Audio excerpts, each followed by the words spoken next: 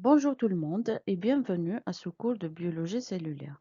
Aujourd'hui, on va aborder ensemble les rôles de la membrane plasmique, donnant un appui sur les différents types de transport assurés par cette dernière. Alors, c'est quoi la membrane plasmique? La membrane plasmique, également appelée la membrane cytoplasmique, est la structure qui entoure toute la cellule. C'est une structure fluide et dynamique séparant le milieu extracellulaire du milieu intracellulaire ou bien cytoplasme. Elle est composée d'une double couche de phospholipides et sa composition chimique est hétérogène qui varie d'un type cellulaire à l'autre ou bien entre deux régions au sein de la même cellule. Donc sa structure est composée de lipides, de protéines et de glucides. Donc, globalement, la membrane plasmique joue un rôle de barrière en empêchant la fuite des composés intracytoplasmiques et l'entrée anarchique de composés extracellulaires. Elle assure également les échanges en absorbant les éléments utiles au métabolisme, sécrétant d'autres molécules et en éliminant les déchets. Pour survivre et assurer sa fonction biologique, la membrane plasmique réalise des échanges avec son environnement. On distingue différents types de transport, à savoir le transport membranaire, qui est le passage d'une molécule ou d'un ion à travers la membrane plasmique, qui regroupe le transport passif et le transport actif. Puis le transport vésiculaire qui regroupe les phénomènes d'endocytose et d'exocytose qui impliquent des mouvements de la membrane. Dans le transport passif, des particules, par exemple des ions ou des molécules, sont transportées le long du gradient de concentration. Cela signifie que les particules se déplacent des zones de plus forte concentration vers des zones de faible concentration. En raison du mouvement passif des particules, aucune énergie chimique n'est dépensée lorsqu'il se produit. Donc, ce transport passif comporte plusieurs modalités. Donc, on a le transport de l'eau, bien communément appelé l'osmose, et on a le transport des substances qui comporte la diffusion simple et la diffusion facilitée.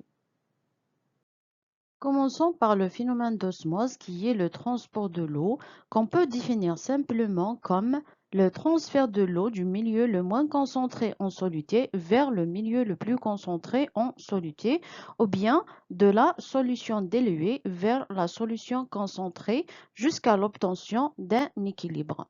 Cela se fait à travers une membrane semi-perméable, ça veut dire perméable à l'eau mais pas aux grosses molécules en solution. Donc, la direction de l'osmose dépend uniquement de la différence de concentration totale en soluté de part et d'autre de la membrane plasmique. Ça veut dire, si le milieu extracellulaire est trop concentré, on parle de milieu hypertonique, il y a appel d'eau et la cellule se vide de son eau, donc la cellule elle est en plasmolyse. Si au contraire le milieu extracellulaire est moins concentré, ça veut dire milieu hypotonique, il y a entrée d'eau dans la cellule, donc la cellule elle est en turgescence.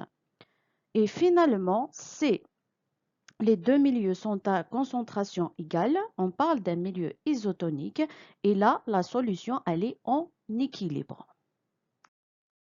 La diffusion simple, également appelée directe ou libre, est un type de transport passif qui se fait dans le sens des concentrations fortes vers des concentrations faibles jusqu'à équilibre des concentrations, ce qui signifie que la quantité des particules ou de soluté dans une zone est similaire à celle de l'autre zone.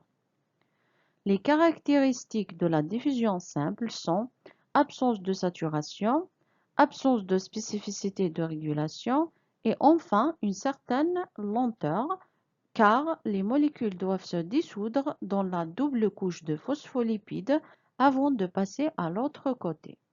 Pour les conditions de la diffusion simple, donc les molécules, elles doivent être de faible masse moléculaire, l'absence de polarité, donc les molécules doivent être hydrophobes ou bien apolaires, telles que les gaz et les stéroïdes.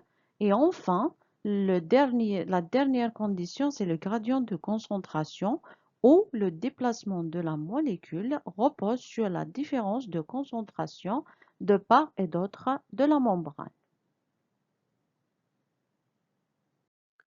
Il existe en biologie un transport des diffusions facilitées, comme la diffusion simple, la différence de concentration et le moteur de transport, où les particules se déplacent du milieu le plus concentré vers le milieu le moins concentré sans dépense d'énergie cellulaire. Cependant, les molécules ne traversent pas directement la membrane plasmique car elles doivent utiliser des protéines transmembranaires de transport spécifiques qui facilitent la vitesse du passage. Il existe deux types de protéines. Donc, on a les protéines de type canoprotéique ou bien des canoïoniques ou bien les protéines tunnels. Donc, ce sont des pores qui s'ouvrent, laissant passer les molécules d'un milieu à un autre. De ce fait, elles ne nécessitent pas un changement de forme ou bien de conformation. C'est un transport très spécifique et extrêmement rapide. Le deuxième type de protéines sont les protéines porteuses ou les perméases. Donc là, les protéines, elles doivent changer de forme ou bien de conformation pour déplacer les cellules d'un milieu à un autre. Donc, elles nécessitent un changement de forme. C'est un transport qui est lent et en transport actif, les particules sont transportées dans un mouvement ascendant. Cela signifie qu'ils se déplacent contre leur gradient de concentration, c'est-à-dire d'une zone de concentration plus faible à une zone de concentration plus élevée.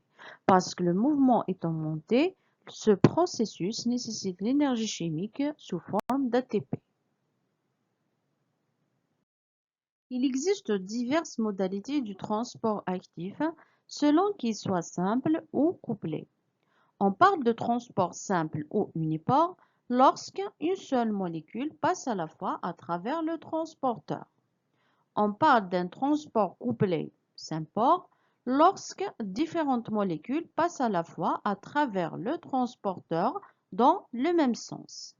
Et on parle d'un transport couplé antépore lorsque plusieurs molécules passent à la fois à travers le transporteur dans des sens opposés.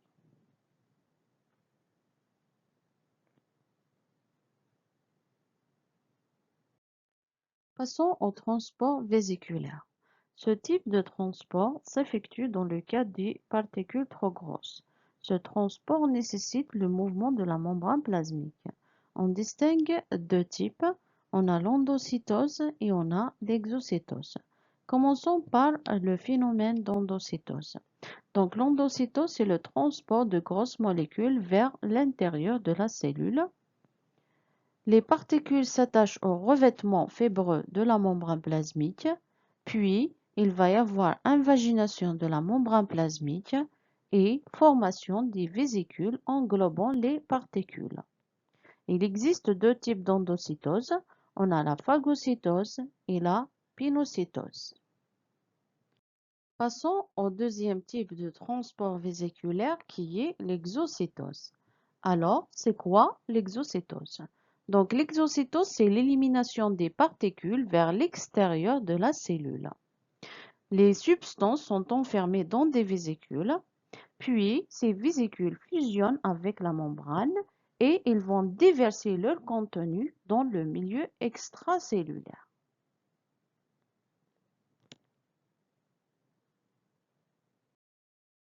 Avant de terminer cette présentation, je vous fais rappel de mon adresse mail pour vos éventuelles remarques et questions. Donc, beaucoup reste à expliquer concernant les rôles de la membrane plasmique dans une prochaine vidéo. Merci de votre attention et prenez bien soin de vous. À la prochaine.